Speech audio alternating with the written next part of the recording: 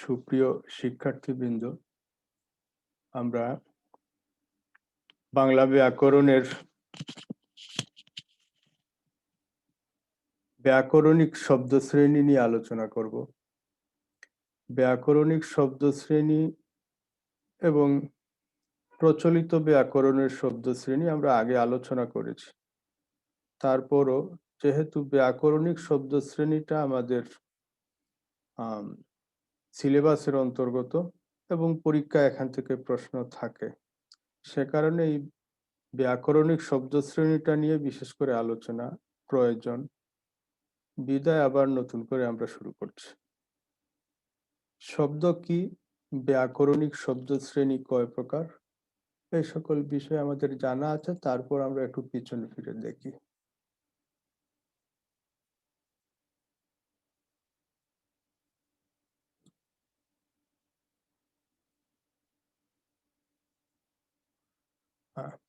প্রমিত বাংলা ব্যাকরণে বাংলা শব্দকে 8 ভাগে ভাগ করা হয়েছে।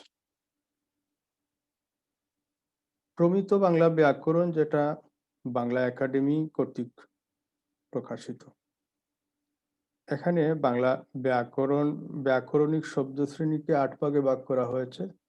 বলা হচ্ছে বিশেষ্য, সর্বনাম, বিশেষণ, ক্রিয়া, ক্রিয়া বিশেষণ, যোজক, অনুসর্গ এবং আবেগ শব্দ।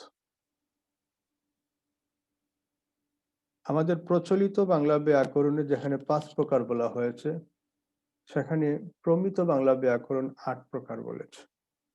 আমাদের আলোচ্য বিষয় এই 8 প্রকার। আমরা একটি একটি করে আলোচনা করি, দেখি। বিশেষ্য শব্দ, যে শব্দ দ্বারা কোনো ব্যক্তি, বস্তু, স্থান, কাল, জাতি, সমষ্টি, ভাব, কর্ম, গুণ ইত্যাদির নাম বোঝায় তাকে বিশেষ্য শব্দ বলে। সহজ কথায়, যে শব্দ কোনো কিছুর নাম বোঝায়, সেটা ব্যক্তির হতে পারে, স্থানের হতে পারে, সময়ের নাম হতে পারে, অথবা সমষ্টিগত নাম হতে পারে, অথবা কোনো বৈশিষ্ট্য, গুণ হতে পারে। যেমন ফাতেমা, কলম, ঢাকা দক্ষিণ, পাহাড়, সমিতি, এগুলো এক একটি নাম। ফাতেমা ব্যক্তির নাম, কলম একটি দ্রব্যের নাম, ঢাকা দক্ষিণ স্থানের নাম, পাহাড় একটি শ্রেণীর নাম, সমিতি একটি সমষ্টির নাম। তাহলে বিশেষ্য শব্দ আমরা কাকে বলে জানলাম? যে যা দ্বারা কোনো কিছুর নাম প্রকাশ করে। সর্বনাম, বিশেষ্যের পরিবর্তে যে শব্দ ব্যবহৃত হয় তাকে সর্বনাম শব্দ বলে। অর্থাৎ নামের পরিবর্তে যে শব্দ ব্যবহৃত হয় তার নাম হচ্ছে সর্বনাম। যেমন সে, তার, তাকে, এগুলো হচ্ছে সর্বনাম। সে কোনো ব্যক্তির নামের, তার কোনো ব্যক্তির নামের, তাকে কোনো ব্যক্তির নামের পরিবর্তে ব্যবহৃত হচ্ছে, এ কারণে এগুলো হচ্ছে সর্বনাম শব্দ। বিশেষণ হচ্ছে বৈশিষ্ট্য। বিশেষণ শব্দ কাকে বলে? যে শব্দ বাক্যে ব্যবহৃত অন্য শব্দকে বিশেষিত করে তাকে বিশেষণ শব্দ বলে। অর্থাৎ বাক্যে যে সকল শব্দ আছে সেই শব্দগুলাকে যখন বিশেষভাবে বিশেষায়িত করে, বিশেষ বৈশিষ্ট্য আরোপ করে, তখনই এই শব্দকে বলা হয় বিশেষণ। যেমন পাকা আম, এই বাক্যে আমটাকে বিশেষায়িত করা হচ্ছে। কি বলা হচ্ছে? আমের একটা বৈশিষ্ট্য দেওয়া হয়েছে, সেটা পাকা। মেধাবী ছাত্র, এই বাক্যে ছাত্রের একটি গুণের কথা বলা হয়েছে, সেটা কি? সেটা হচ্ছে মেধাবী, এটা তার বৈশিষ্ট্য। এ কারণে এই পাকা এবং মেধাবী এই দুটি শব্দই হচ্ছে বিশেষণ। ক্রিয়া শব্দ, যে শব্দ দ্বারা কোনো কিছু করা, হওয়া, ঘটা ইত্যাদি বোঝায় তাকে ক্রিয়া শব্দ বলে।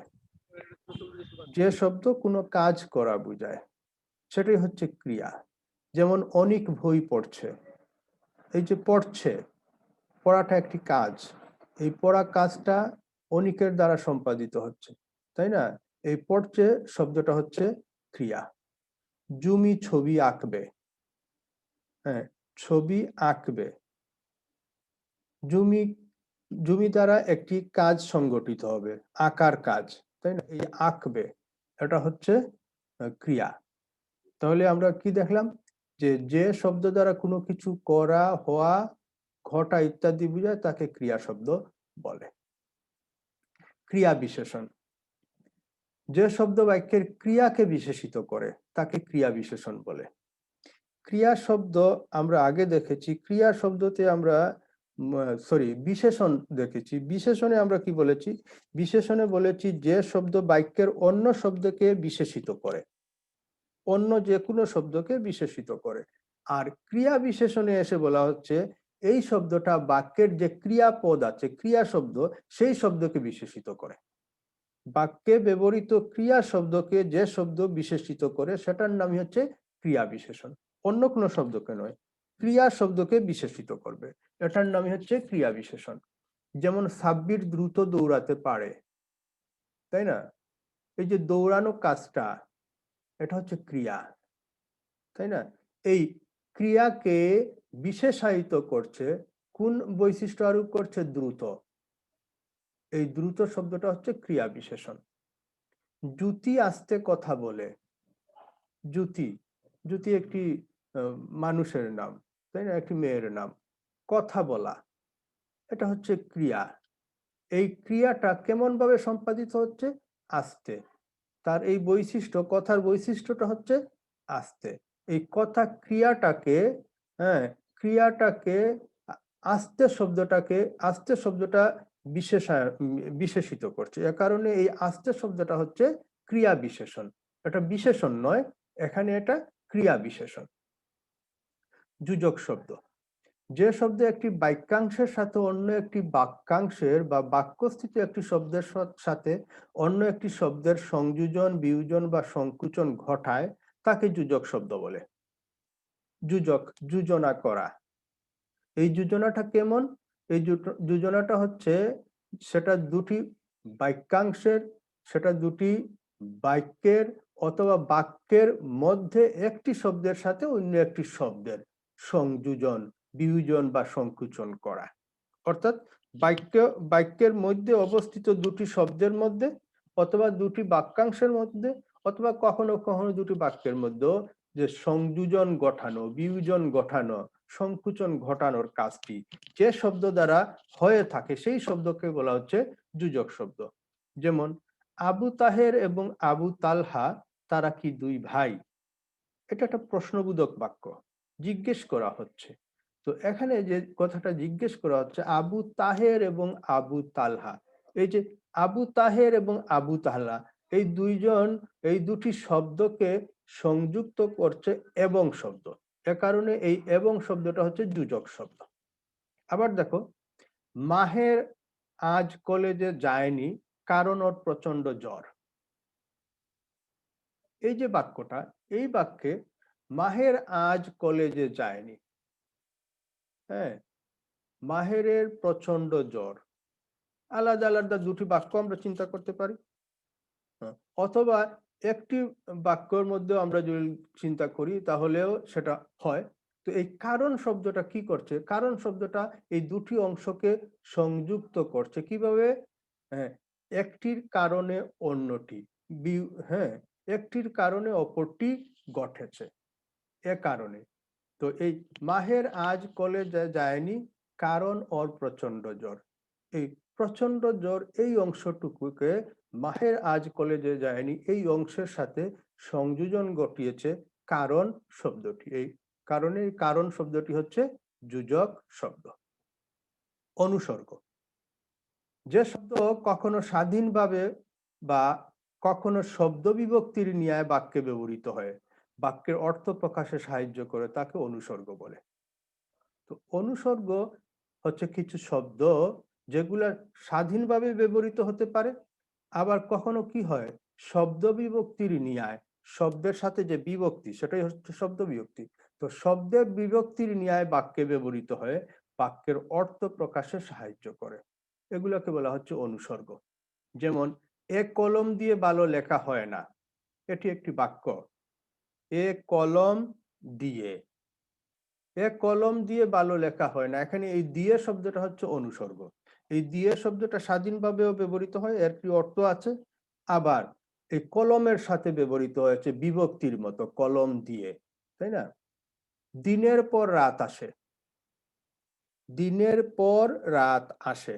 এখানে এই পর শব্দটি স্বাধীনভাবে ব্যবহৃত হতে পারে, আবার এই দিন, দিনের এর সাথে বিভক্তির মতো সেটা ব্যবহৃত হয়। তো এ কারণে এই দিয়ে, দ্বারা, হ্যাঁ, পর, এই যে ধরনের যে শব্দগুলো আছে এগুলাকে বলা হচ্ছে অনুসর্গ। আবেগ শব্দ, যে শব্দ বাক্যের অন্য শব্দের সাথে সম্পর্ক না রেখে স্বাধীনভাবে মনের বিশেষ ভাব বা আবেগ প্রকাশ করতে করে, তাকে আবেগ শব্দ বলে। এই আবেগ শব্দটা কি? আবেগ শব্দটা বাক্যের অন্য শব্দের সাথে সম্পর্ক না রেখেও স্বাধীনভাবে কি করতে পারে? ভাব প্রকাশ করতে পারে। মনের ভাব, সেই ভাবটা বিভিন্ন ধরনের হতে পারে, তার উপর ভিত্তি করে আবার আবেগ শব্দকে শ্রেণী বিভাজন আছে, সেটা অন্য বিষয়। তো আবেগ শব্দটা স্বাধীনভাবে কি করতে পারে? মনের ভাবটাকে প্রকাশ করতে পারে। আর এই আবেগ শব্দটা সাধারণত শব্দের বাক্যের শুরুতেই ব্যবহৃত হয়। যেমন বেশ, তোমার কথাই মানলাম। এই যে বেশ, এটা সিদ্ধান্ত, হ্যাঁ, এটা সিদ্ধান্তবাচক আবেগ। তো এটা আমরা শ্রেণীতে আর যাচ্ছি না, আমরা এখানেই থাকছি। বেশ, হ্যাঁ, অর্থাৎ তোমার কথাই মানলাম। এই যে তোমার কথা মানলাম, এই কথার আগে একটা সিদ্ধান্ত দিয়ে দেওয়া হচ্ছে বেশ।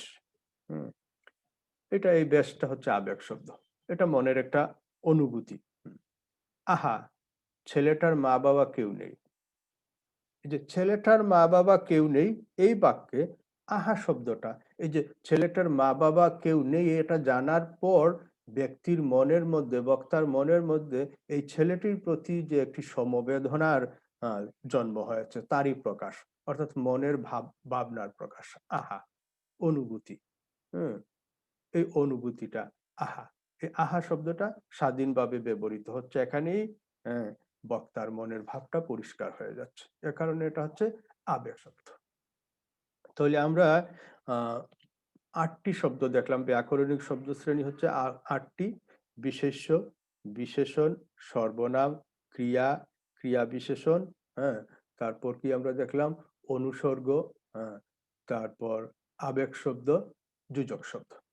ঠিক আছে, এখন আমরা সংজ্ঞা যতই পড়বা বারবার ভুল হবে, সংজ্ঞা দীর্ঘদিন মনে রাখা সম্ভব হয় না। তো এটা মনে রাখার সহজ উপায় হচ্ছে যত বেশি বেশি করে উদাহরণের সাথে সম্পৃক্ত করে পড়বা, ততই সেটা দীর্ঘস্থায়ী হয় মনের মধ্যে। তো আমরা একটু উদাহরণ তো দেখলাম, তারপরও আমরা একটু পৃথকভাবে কিছু উদাহরণ দেখি, সেখান থেকে আমরা এই সংজ্ঞাগুলাকে নির্বাচন করতে পারি কিনা দেখি। এই যে স্লাইডটা আমরা দেখছি, এইখানে দেখো প্রথম বাক্য, পয়লা বৈশাখ বাঙালির উৎসবের দিন। পয়লা বৈশাখ বাঙালির উৎসবের দিন। এই বাক্যে পয়লা বৈশাখ এই শব্দটা ব্যাকরণিক শব্দ শ্রেণীতে কোন পর্যায়ের সেটা আমাদের কাছে জানতে চাওয়া হচ্ছে। পয়লা বৈশাখ, তোমাদের কি ধারণা? পয়লা বৈশাখ একটি সময়কে বোঝাচ্ছে। পয়লা বৈশাখ একটা সময়ের নাম, তারিখের নাম, হ্যাঁ, প্রকাশ করছে। এ কারণে সেটা হচ্ছে কোন ধরনের শব্দ? বিশেষ্য। বিশেষ্য শব্দ। পয়লা বৈশাখ হচ্ছে বিশেষ্য শব্দ। তাহলে আমরা বিশেষ্য শব্দের সংজ্ঞাটা এখন কি আমরা মনে করতে পারি? যে বৈশেষ্য শব্দটা হচ্ছে যে শব্দ দ্বারা কোনো ব্যক্তি, বস্তু, স্থান, কাল, সময়, ভাব ইত্যাদির নাম প্রকাশ করে, তার নামই হচ্ছে বিশেষ্য শব্দ। তাহলে পয়লা বৈশাখ একটি সময়, একটা তারিখের নাম প্রকাশ করছে, এ কারণে সেটা হচ্ছে বিশেষ্য শব্দ। তারপর দেখো, মুদের গরব, মুদের আশা, আমরি বাংলা ভাষা। সরি, এখানে অমরি হয়ে গেছে, এটা আমরি হবে। আমরি বাংলা ভাষা। মুদের গরব, মুদের আশা, আমরি বাংলা ভাষা। এই যে মুদের শব্দটা, এই মুদের শব্দটা দ্বারা আমরা কি বলছি? আমরা বুঝতে পারছি আমাদের, তাই না? মুদের, আমাদের, আমরা কারা, এই বাক্য যেটা মেনশন করছে সেটা হচ্ছে বাঙালি। মুদের গরব, মুদের আশা, আমরি বাংলা ভাষা। হ্যাঁ, এই বাঙালির গৌরব এবং গৌরবের আশার, হ্যাঁ, এটা হচ্ছে বাংলা ভাষা। এই বাংলা ভাষাই বাঙালি তোমার জাতিসত্তার সৃষ্টির পেছনের নিয়ামক শক্তি। তো এ কারণ এই মুদের বলতে এখানে বাঙালিকে বোঝানো হয়েছে। তার মানে কি, এটা বাঙালি শব্দটা হচ্ছে বিশেষ্য শব্দ, সেই একটা জাতির নাম, বিশেষ্য শব্দ বাঙালি। সেই বাঙালির পরিবর্তে মুদের ব্যবহার করা হয়েছে। এ কারণে এই মুদেরটা হচ্ছে কোন ধরনের শব্দ? সর্বনাম। সর্বনাম শব্দ। সর্বনাম। তাহলে সর্বনামের সংজ্ঞাটা কি দাঁড়াচ্ছে? যে বিশেষ্য শব্দের পরিবর্তে যে শব্দ ব্যবহৃত হয় তার নামই হচ্ছে সর্বনাম শব্দ। তারপরের বাক্য দেখো, আজ নয় কাল সে আসবেই।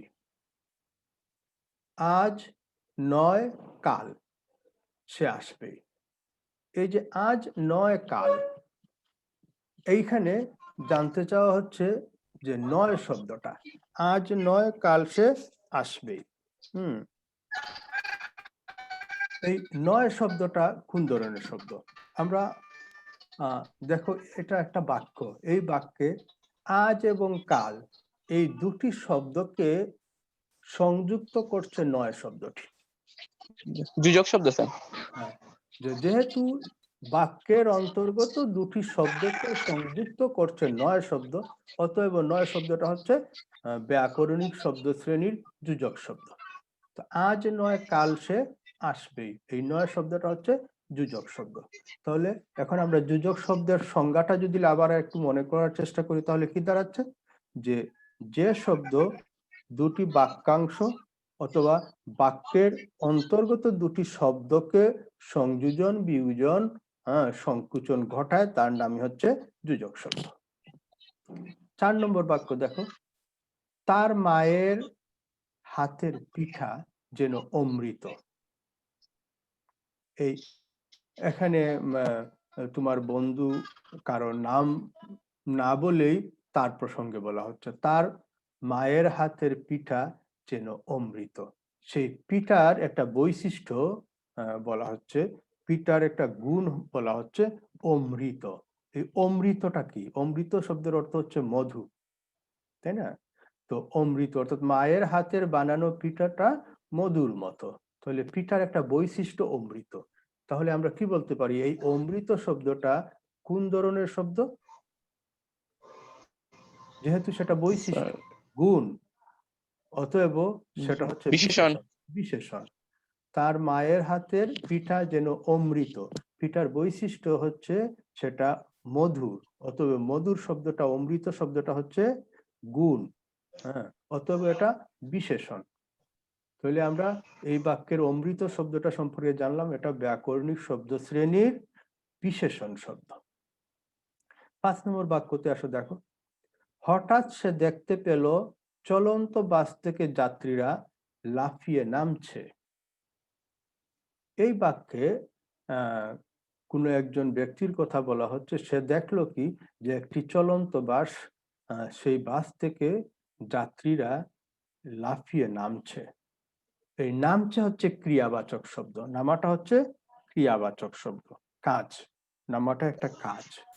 তো সেই নামা শব্দের আগে আগে লাফিয়ে শব্দটা বসেছে। আমরা যদি একটু মনে করার চেষ্টা করি, তাহলে ব্যাকরণিক শব্দ শ্রেণীতে আমরা বলেছি যে বাক্যের ক্রিয়া শব্দকে যে শব্দ বিশেষায়িত করে, বাক্যের ক্রিয়া শব্দকে যে শব্দ বিশেষায়িত করে, সেই শব্দের নাম হচ্ছে ক্রিয়া বিশেষণ। ক্রিয়া বিশেষণ। তাহলে এই লাফিয়ে শব্দটা কোন ধরনের শব্দ? লাফিয়ে ক্রিয়া শব্দটা বিশেষণ। ক্রিয়া বিশেষণ। আচ্ছা, তাহলে 6 নম্বর প্রশ্নতে যাই, দেখো, বাহ, চমৎকার একটা গল্প লিখেছে। একটা গল্প পড়ার পর আবেগ শব্দ। মনের মধ্যে যে অনুভূতির সঞ্চার হয়েছে সেটা তিনি এক কথায় প্রকাশ করে দিচ্ছেন, বাহ, অর্থাৎ মনের অনুভূতি প্রকাশ পেয়েছে। মনের অনুভূতি, আবেগ যেহেতু প্রকাশ পেয়েছে, সে কারণে সেটা হচ্ছে বাহ। আর এই বাহ শব্দটা সম্পূর্ণ স্বাধীনভাবে ব্যবহৃত হতে পারে, ভা শব্দ দ্বারা সম্পূর্ণ মনের ভাব প্রকাশ পেতে পারে। তারপর দেখো, শুভ্র সমুজ্জ্বল এ তাজমহল। শুভ্র সমুজ্জ্বল এ তাজমহল। তাজমহলের শুভ্রতা, উজ্জ্বলতা এখানে প্রকাশ করা হচ্ছে। তাজমহল, আমাদের কাছে এই তাজমহল শব্দটা, এই বাক্যের তাজমহল শব্দটা কোন ধরনের পদ সেটা জানতে চাওয়া হচ্ছে। তোমার কি মনে হয় তাজমহল কোন ধরনের শব্দ? বিশেষ্য। বিশেষ্য। হ্যাঁ, থ্যাংক ইউ। তাজমহল হচ্ছে বিশেষ্য শব্দ। কেন বিশেষ্য শব্দ? বিশেষ্য শব্দ এই কারণে যে শব্দ দ্বারা কোনো ব্যক্তি, বস্তু, স্থান, কাল ইত্যাদির নাম প্রকাশ করা হয়।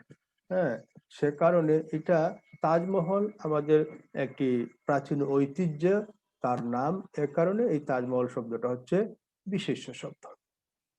8 নম্বরে এসে দেখো, সে আমার মনে আগুন জ্বালিয়ে দিয়েছিল।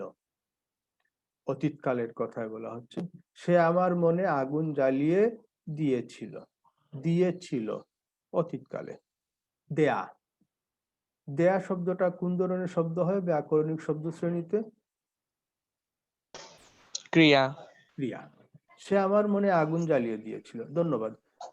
এই যে দেওয়া শব্দটা, দেয়া, করা, খাওয়া, হওয়া, এইগুলো হচ্ছে ক্রিয়াবাচক শব্দ।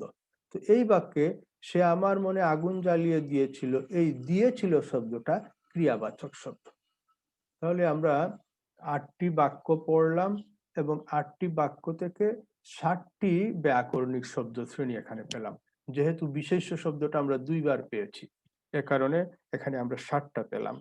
এই যে সব বাক্যগুলা, যে বাক্যগুলা থেকে আমরা ব্যাকরণিক শব্দ শ্রেণী নির্ণয় করলাম, এটি প্রশ্ন আকারে এসেছিল দিনাজপুর শিক্ষা বোর্ডে 2019 সালে।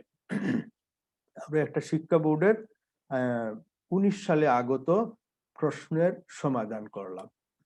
তারপরে আমরা অন্য আরেকটা দেখি, যেখানে আমরা সব কয়টা ব্যাকরণিক শব্দ শ্রেণী পেতে পারবো।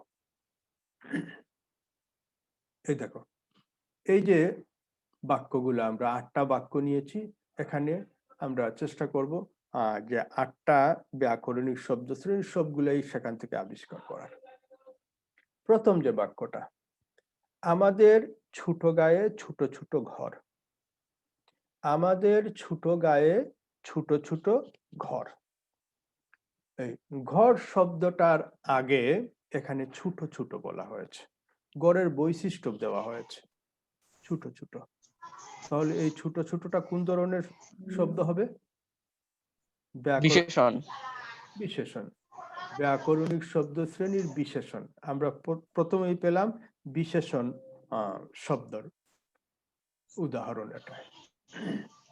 2 নম্বর দেখো, তুমি যে আমার কবিতা। এটা একটি গানের সর্বনাম। তুমি যে আমার কবিতা, তুমি কোন একটি ব্যক্তির নামের পরিবর্তে তুমি বলা হয়েছে, অতএব এই তুমিটা হচ্ছে সর্বনাম। ঠিক আছে। তারপর দেখো, মেঘ অথবা রোদ, যাই হোক আমি আজ কলেজে যাব। মেঘ অথবা রোদ, যাই হোক আমি আজ কলেজে যাব। এই বাক্যে মেঘ অথবা রোদ, এই মেঘ এবং রোদ দুটো শব্দকে একত্রিত করেছে, দুটো শব্দের মধ্যে সম্পর্ক স্থাপন করেছে অথবা, তবে এই সম্পর্কটা বিরোধাত্মক। হ্যাঁ, সংযোজক নয়, বিয়োজক, বিরোধাত্মক। মেঘ অথবা রোদ। আর আমাদের কাছে এই অথবা শব্দ সম্পর্কে জানতে চাওয়া হয়েছে, এটা কোন ধরনের ব্যাকরণিক শব্দ শ্রেণীর অন্তর্গত? তোমার কি মনে হয়? অথবা যোজক শব্দ। যোজক শব্দ। ধন্যবাদ। মেঘ অথবা রোদ, যাই হোক আমি আজ কলেজে যাব। তাহলে প্রথম বাক্যে দেখো, ছোট ছোট ঘর আমরা পেয়েছি বিশেষণ, তুমি সেটা আমরা পেয়েছি সর্বনাম, আর এই বাক্যে অথবাটা হচ্ছে যোজক শব্দ। তাহলে ব্যাকরণিক শব্দ শ্রেণীর 3টি আমরা ইতিমধ্যে পেয়ে গেলাম। 4 নম্বর বাক্য দেখো, পরিবার শিশুদের প্রথম পাঠশালা। পরিবার শিশুদের প্রথম পাঠশালা, এটি আমরা সবাই মানি এবং তা ধ্রুব সত্য। শিশুরা প্রথমেই ঘর থেকে শিক্ষা লাভ করে। হ্যাঁ, ঘর থেকে শিক্ষা লাভ মানে কি এই কাঠামোটা শিক্ষা দেয় না, ঘরে অবস্থানরত যে সকল বয়স্ক মানুষ আছেন তাদের কাছ থেকেই প্রাথমিক শিক্ষাটা শিশু পেয়ে থাকে। তো আমরা ওই দিকে না গিয়ে আমাদের ব্যাকরণিক শব্দ শ্রেণীতেই থাকি। এখানে পরিবার শব্দটা সম্পর্কে জানতে চাওয়া হয়েছে। এই পরিবার শব্দটা ব্যাকরণিক শব্দ শ্রেণীর কোন পর্যায়ের? তোমার কাছে বিশেষ্য। বিশেষ্য। পরিবার হচ্ছে বিশেষ্য। ধন্যবাদ। পরিবার আমরা বিশেষ্য বলতে বলেছি কি কোনো ব্যক্তি, বস্তু, স্থান, কাল, ভাব, হ্যাঁ, সমষ্টি, হ্যাঁ, শ্রেণী ইত্যাদির নাম। তো পরিবার একটা সমষ্টিগত অবস্থানের একটি সমাজের একটি কাঠামোর নাম। অতএব এই পরিবার হচ্ছে বিশেষ্য শব্দ। তারপর দেখো, দুঃখ বিনা সুখ লাভ হয় কি মোহিতে? দুঃখ বিনা, দুঃখ ব্যতীতে পৃথিবীতে, হ্যাঁ, সুখ লাভ সম্ভব কি? যাই হোক, সেটা আমাদের বিবেচ্য বিষয় নয়। আমাদের বিবেচ্য বিষয় হচ্ছে দুঃখ বিনা সুখ লাভ হয় কি মোহিতে, এই বাক্যে বিনা শব্দটি, এই বিনা ব্যতীত, এই ব্যতীত শব্দটি, বিনা শব্দটি ব্যাকরণিক শব্দ শ্রেণীর কোন পর্যায়ে?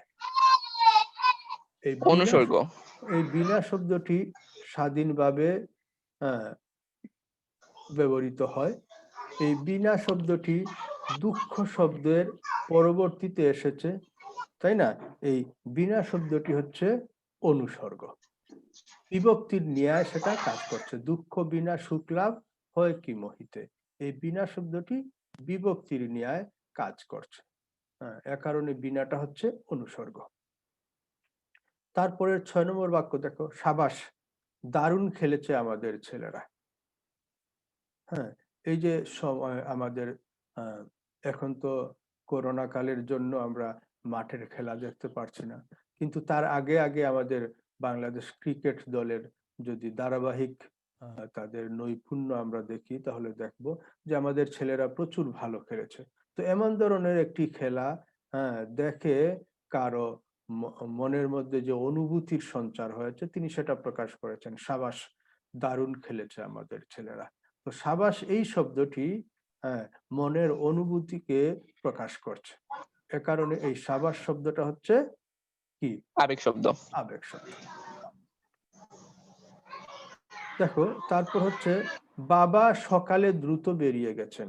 বাবা সকালে দ্রুত বেরিয়ে গেছেন। এই যে বাক্য, এখানে দ্রুত শব্দটা সম্পর্কে আমাদের কাছে জানতে চাওয়া হচ্ছে। বেরিয়ে গেছেন, এই বেরিয়ে যাওয়া, বেরোনোটা হচ্ছে একটা ক্রিয়া, তাই না? গড় থেকে, বাড়ি থেকে বের হওয়া, এই হওয়াটা হচ্ছে একটি ক্রিয়া। তো এই ক্রিয়া, বেরিয়ে যাওয়া, বের হওয়া, এই ক্রিয়াকে, এই ক্রিয়ার আগে আগে বসেছে দ্রুত শব্দ। তার মানে এই ক্রিয়াকে বিশেষিত করছে দ্রুত শব্দটা। অতএব এই দ্রুত শব্দটা হচ্ছে কোন ধরনের শব্দ? ক্রিয়া বিশেষণ। ক্রিয়া বিশেষণ। বাবা সকালে দ্রুত বেরিয়ে গেছেন, এই বাক্যে দ্রুত শব্দটা হচ্ছে ক্রিয়া বিশেষণ। এটা শুধু বিশেষণ না, এটা হচ্ছে ক্রিয়া বিশেষণ। যেহেতু সেটা ক্রিয়া শব্দের আগে আগে বসেছে, এই ক্রিয়াকেই বিশেষায়িত করছে। হ্যাঁ, সে কারণে ক্রিয়াকে যেহেতু বিশেষিত করছে, সে কারণে এই দ্রুত শব্দটা হচ্ছে ক্রিয়া বিশেষণ। তারপর দেখো, আমি বাড়ি গিয়ে ভাত খাবো। আমি বাড়ি গিয়ে ভাত খাবো। এই যে ভাত খাওয়া, এই কর্মটি, তাই না? এই কর্মটি বাড়ি গিয়ে ভাত খাবো। হ্যাঁ, এখানে দেখো, খাওয়াটাও একটা কর্ম, আবার দেখো বাড়ি গিয়ে যাওয়াটাও একটা কর্ম, কাজ। বাড়ি যাওয়া, বাড়ি গিয়ে, তাই না? এই গিয়ে শব্দটা কি? যাওয়া, তাই তো? যাওয়া, যাওয়াটা একটি কাজ। যেভাবে ভাত খাওয়া, খাওয়াটা, ভাত খাবো, এই খাওয়াটাও একটা কাজ। এখানে এই খাবো, এই বাক্য, এই শব্দ নয়, চাওয়া, এই শব্দ সম্পর্কে আমাদের কাছে জানতে চাওয়া হচ্ছে। তো আমি বাড়ি গিয়ে ভাত খাবো, গিয়ে, হ্যাঁ, এটা কোন ধরনের শব্দ? ক্রিয়া। ক্রিয়া। হ্যাঁ, কোনো কিছু করা, যাওয়া, গঠা, তাই না? এটা হচ্ছে ক্রিয়াবাচক শব্দ। তো আমি বাড়ি গিয়ে ভাত খাবো, এই বাক্যে গিয়ে শব্দটা হচ্ছে ক্রিয়া শব্দ। তাহলে দেখো, আমরা ব্যাকরণিক শব্দ, প্রমিত বাংলা ব্যাকরণে যে ব্যাকরণিক শব্দ শ্রেণী, সেই শব্দ শ্রেণীর 8টি এই বাক্যের মধ্যে 8টি আমরা পেয়েছি এই বাক্যগুলোর মধ্যে। যেমন ছোট ছোট ঘর, এই ছোট ছোট শব্দটা হচ্ছে বিশেষণ। তুমি যে আমার কবিতা, তুমি শব্দটা হচ্ছে সর্বনাম। মেঘ অথবা রোদ যাই হোক আমি আজ কলেজে যাব, এই অথবা হচ্ছে যোজক শব্দ। পরিবার শিশুদের প্রথম পাঠশালা, পরিবার শব্দ হচ্ছে বিশেষ্য শব্দ। দুঃখ বিনা সুখ লাভ হয় কি মোহিতে, এই বিনাটা কি? অনুসর্গ। সাবাস, দারুণ খেলেছে আমাদের ছেলেরা, এই সাবাস শব্দটা হচ্ছে আবেগ শব্দ। হুম। বাবা সকালে দ্রুত বেরিয়ে গেছেন, এই দ্রুত শব্দটা হচ্ছে ক্রিয়া বিশেষণ। আমি বাড়ি গিয়ে ভাত খাবো, এই গিয়ে, যাওয়া, কাজ, তাই না? এটা হচ্ছে ক্রিয়া। তাহলে ব্যাকরণিক শব্দ শ্রেণীর 8 প্রকারের, হ্যাঁ, 8টাই আমরা এই 8টা বাক্যের মধ্যে পেয়েছি। তো যত বেশি চর্চা করবে ততই সেটা মনে দীর্ঘস্থায়ী হবে। শুধুমাত্র সংজ্ঞা পড়লাম, এক দুইটা উদাহরণ পড়লাম, এভাবে এগুলা দীর্ঘস্থায়ী হয় না, মনে থাকে না। তাহলে মনে রাখতে হলে এবং পরীক্ষার খাতায় সহজে সেটা উত্তর করতে হলে আমাদের যেটা করতে হবে, যে সকল সমস্যা ব্যাকরণের মধ্যে তুলে দেওয়া হয়েছে সেই সমস্যাগুলা বেশি বেশি সমাধান করতে হবে, সবসময় চর্চার মধ্যে রাখতে হবে। তোমরা বিগত বৎসর 19, 18, 17 এই 2-3 বছরের আহ, পরীক্ষার প্রশ্নে, বিভিন্ন বোর্ডের পরীক্ষার প্রশ্নে যে সকল প্রশ্ন এসেছে, সেই সকল প্রশ্নের সমাধান যদি করো, ঘরে বসে বারবার চেষ্টা করো, তাহলে কি হবে? তোমাদের এই ব্যাকরণিক শব্দ শ্রেণীটা পরিষ্কার হয়ে যাবে এবং পরীক্ষায় তোমরা ভালো করতে পারবে। তো আজকে আর কথা বাড়াচ্ছি না, এখানেই শেষ করছি। আল্লাহ হাফিজ।